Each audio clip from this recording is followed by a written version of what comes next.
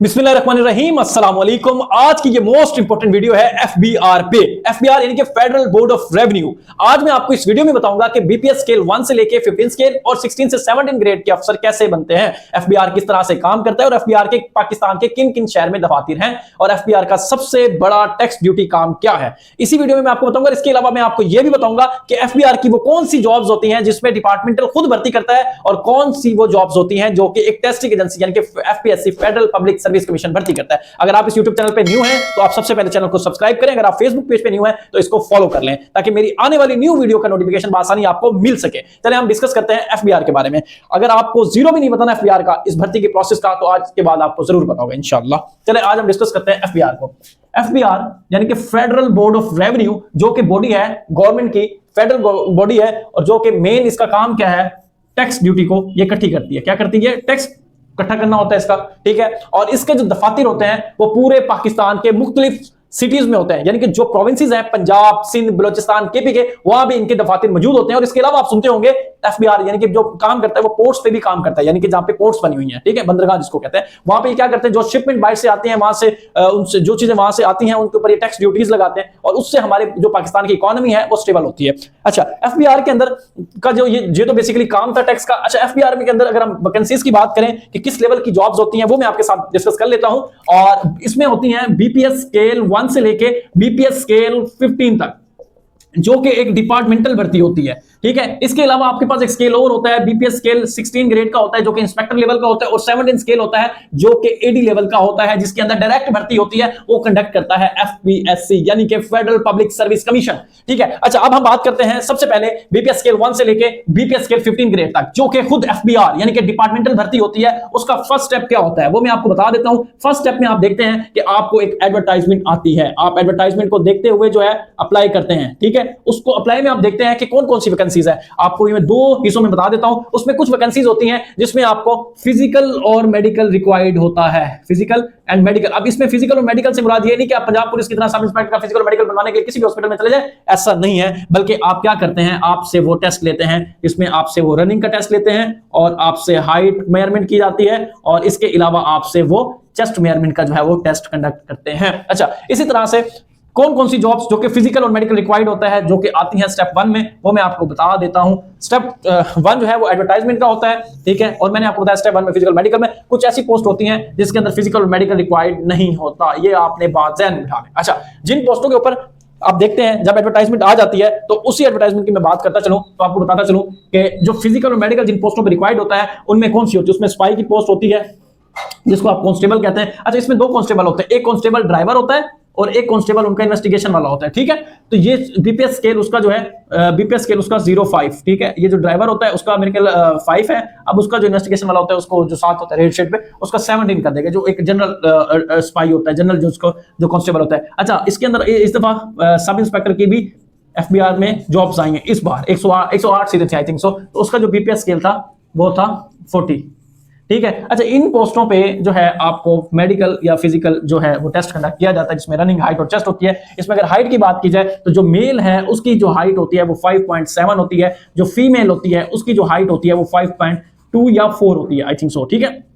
जो आपकी रनिंग होती है वो जो मेल का टाइम होता है वो 7 मिनट होता है कि 1.6 मील जो है आपने दौड़ना है। और इसी तरह से जो चेस्ट है वो मेल की मेजरमेंट की जाती है, वो शायद 32 से 34.5 तक होती है, ठीक है। 32 से 34.5 के मिड में होती है, जो भी एज पर ये आपसे वो पूछेंगे एडवर्टाइजमेंट। अच्छा, इसके अलावा ये वो पोस्टें होती हैं जिनमें फिजिकल और मेडिकल आपसे पूछा जाता है। अच्छा, कुछ पोस्टें जिनके अंदर फिजिकल और मेडिकल नहीं डिस्कस किया जाता, ये मैं एडवर्टाइजमेंट की बात कर रहा हूं, उसमें कौन कौन सी पोस्टें होती हैं वो मैं आपके साथ शेयर कर देता हूं। उसमें जो पोस्टें होती हैं जिसमें फिजिकल मेडिकल नहीं होता, वो असिस्टेंट की पोस्ट हो सकती है, एफबीआर असिस्टेंट, उसमें क्लर्क की पोस्ट हो सकती है, डाटा एंट्री ऑपरेटर की पोस्ट हो सकती है, अपर डिवीजन क्लर्क होता है, एक लोअर डिवीजन क्लर्क होता है, ठीक है, और स्टेनोटाइपिस्ट होते हैं। इस तरह से कुछ पोस्टें होती हैं। अच्छा, इसके अलावा कुछ पोस्टें जो बीपीएस 1, 2, 3, 4 तो उसमें कुक होता है, ठीक है, बावर्ची वगैरह टाइप हो गए, धोबी हो गया, ठीक है। इस तरह से जो होती हैं कुछ पोस्टें जो छोटे लेवल की पोस्टें होती हैं, जो खादिम होते हैं, ठीक है, जो नैब कासिद होते हैं, तो इनमें भी फिजिकल रिक्वायर्ड नहीं होता। ये वो पोस्टें हैं जिनके अंदर फिजिकल रिक्वायर्ड नहीं होता, इनमें जस्ट होता है टाइपिंग टेस्ट, जो कि दफ्तरी काम में कंप्यूटर पे काम करेंगे उनके लिए सिर्फ टाइपिंग टेस्ट का होना बहुत जरूरी है। अच्छा, जो बच्चे फिजिकल और मेडिकल जो है वो क्लियर करते हैं, जो बच्चे फिजिकल और मेडिकल का पहला स्टेप जो है वो क्लियर करते हैं तो उनके लिए ये चीज होती है कि वो स्टेप 2 की तरफ जाते हैं। अब इसमें स्टेप 2 की अगर बात की जाए तो स्टेप 1 जो कि एडवर्टाइजमेंट को आप रीड करते हैं, उसके बाद अप्लाई कर देते हैं, जो क्वालिफिकेशन आपकी होती है उसके ऊपर आप अप्लाई करते हैं। आप स्पाई करना चाहते हैं, सब इंस्पेक्टर की पोस्ट है, ड्राइवर है, कोई आपको एएसआई की पोस्ट, कुछ भी अच्छा लगे उस पोस्ट को देखते हुए एज पर आपकी क्वालिफिकेशन आप अप्लाई कर देते हैं। फिजिकल की आपकी रोल नंबर स्लिप आ जाती है। जो स्टूडेंट फिजिकल को क्लियर कर लेते हैं वो नेक्स्ट स्टेप पे चले जाते हैं। जो इनका नेक्स्ट स्टेप होता है वो होता है रिटन का। अच्छा, उस रिटन टेस्ट को वो बच्चे पास कर पाते हैं जो बच्चे तैयारी करते हैं। अब जो बच्चे तैयारी करते हैं वो एग्जाम के सिलेबस के अकॉर्डिंग करते हैं तो फिर वो जाके बच्चे जो है ना वो क्वालिफाई हो जाते हैं। मैं इस रिटन एग्जाम पे 1000 दफा बता चुका हूं, अब फिर बता देता हूं। इसके अंदर 10 क्वेश्चंस होते हैं। फॉर एग्जांपल आपसे वो पूछता है English, GK, Pakistan affair, Islamic study, ठीक है, आपसे इस तरह के सवाल करता है वो। अच्छा, इसके अलावा आपसे वो पूछ लेता है ईडीएस के बारे में, एवरीडे साइंस, कंप्यूटर के बारे में और मैथमेटिक्स के बारे में। इस तरह से टोटल 10 क्वेश्चन आपको बना देता है और उसकी रेशियो बता देता है कि मैं इंग्लिश से 10 एमसीक्यूज लूंगा, जीके से मैं 10 एमसीक्यूज उठाऊंगा, इस तरह से पाकिस्तान से इस तरह से 10-10 करके अपनी रेशियो जो है वो 5-10 करके वो आपकी बना लेता है, ठीक है। उसके ऊपर जो है ये आपका रिटन एग्जाम तैयार हो जाता है 100 मार्क्स का। अब आप 100 मार्क्स में से जो है वो कंडक्ट करते हैं। एक चीज आपने ध्यान में रखनी है, जो सिपाही लेवल की जो जॉब्स होती हैं उसमें 50 एमसीक्यूज होते हैं, ठीक है, और जबकि जो उससे बड़ी पोस्टें हैं तो उसके अंदर जो है वो 100 एमसीक्यूज जो है वो होते हैं। ये आपने बात अपने माइंड में रखनी। और जो बच्चे इसमें हाई स्कोर लेते हैं वो मेरिट पे आते हैं और मेरिट आने के बाद जो उनका लास्ट जो खाता होता है वो होता है इंटरव्यू का। जो लास्ट स्टेप है वो साइकोलॉजी टेस्ट भी इकट्ठा हो जाता है और इंटरव्यू भी जो है इकट्ठा हो जाता है। उसके बाद इनका जो है आपको कॉल आती है, लेटर आता है कि आपकी फाइनल सिलेक्शन जो है वो अब हो चुकी है, ठीक है। ये इनका जो है भर्ती का प्रोसेस है कंप्लीट एफबीआर का। ये आपने बात अपने माइंड में बिठा लेनी है, ठीक है। ये एक मुकम्मल प्रोसेस है जो मैंने आपको जनरल बता चुका हूं। इसके अलावा जो इसकी रिटर्न की एक्सप्लेनेशन है और मैं इसमें थोड़ी सी चीजें आपके साथ और वाज़ेह करता चलो कि एफबीआर के अंदर जो इंस्पेक्टर लेवल की जो सीट्स होती हैं, मैं ये बता रहा था आपको, इंस्पेक्टर लेवल की जो सीट्स होती हैं वो ये सीट्स होती हैं कि FPSC federal public service commission जो है वो आपसे इसका टेस्ट कंडक्ट करता है। वो किस तरह करता है कि 100 नंबर का आपसे वो पहले एमसीक्यू टेस्ट लेता है। जो बच्चा इसको क्वालिफाई करता है नेगेटिव मार्किंग के साथ, उससे फिर वो 200 नंबर का इंटरव्यू कंडक्ट करता है। उसके बाद आपकी जो है वो फाइनल सिलेक्शन होती है, ठीक है। उसमें स्केल कौन कौन सा होता है? बीपीएस स्केल इसमें 15 भी होता है और बीपीएस स्केल इसमें 17 यानी कि 80 लेवल का होता है। बाद में जो है वो प्रमोट हो जाते हैं, ठीक है। इसके अंदर सब इंस्पेक्टर को भी प्रमोशन हो जाती है, इसको भी अंदर भी प्रमोशन। जो मैं वीडियो बनाऊंगा इंशाल्लाह तब मैं आपके साथ पेपर शेयर किया करूंगा कांस्टेबल्स के, ड्राइवर्स के, सब इंस्पेक्टर के, एडी के, तो उसके अंदर मैं प्रमोशन लेवल्स को भी साथ साथ जो है वो ब्रीफली एक्सप्लेन कर दिया करूंगा। और इसके अलावा मैंने आपको साथ ये बात कंक्लूड करता हूं और मैं आपको बता दूं कि एफबीआर की जो प्रोसेस का जो भर्ती का प्रोसेस है वो सिंपल है। ये खुद ही डिपार्टमेंटल भर्ती करते हैं। सबसे पहले ये आपको एडवर्टाइजमेंट देते हैं, उसके बाद आप अपनी क्वालिफिकेशन को देखते हुए जो अप्लाई करते हैं। उसके बाद आप देखते हैं कि इसमें फिजिकल और मेडिकल की कौन सी रिक्वायरमेंट की कौन सी जॉब है। जो नॉन फिजिकल की आप उसको देखते हैं, उसके बाद आप फिजिकल वाली जॉब की तरफ चले जाते हैं और आप अगर नॉन तो फिर आप टाइपिंग टेस्ट की तरफ चले जाते हैं। फिर आप उसके लिए टाइपिंग टेस्ट तैयार करते हैं जो ऑफिस की जॉब होती है। देन उसके बाद आपका रिटन टेस्ट होता है। रिटन टेस्ट आप जब क्वालिफाई करते हैं, अगर आप एलिजिबल हो जाते हैं इंटरव्यू के लिए तो फिर आप इंटरव्यू देने चले जाते हैं। जो बच्चे इंटरव्यू को क्लियर करते हैं तो उनका साइकोलॉजी और फाइनल इंटरव्यू उसी दिन हो चुका होता है, तो उसके बाद उनकी जो है वो सिलेक्शन हो जाती है। सेम प्रोसेस इसी तरह से डिपार्टमेंटल सीट पे चलता है। और एफपीएससी का क्या रूल है, उस इंस्पेक्टर 16 ग्रेड की और एडी 7 ग्रेड का उनका भी प्रोसेस सेम यही है।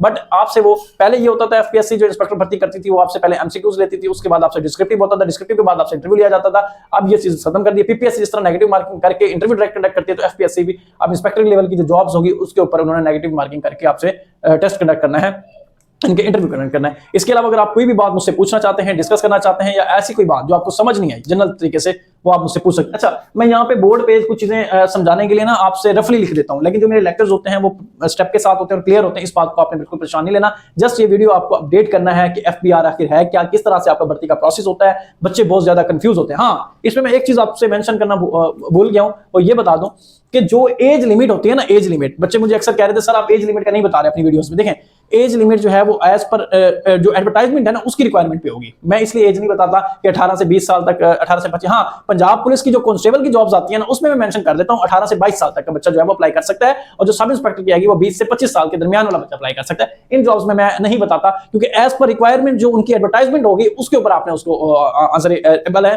कि आपकी एज है या नहीं है, कि आप उसमें अप्लाई कर सकते हैं नहीं अप्लाई कर सकते। इसके अलावा अगर आपने कोई और चीज मुझसे पूछनी हो तो इंशाल्लाह मैं आपके साथ सारी चीजें शेयर करूंगा। आप अपना और अपने चाहने वालों का ख्याल रखें। पाकिस्तान जिंदाबाद। अल्लाह हाफिज।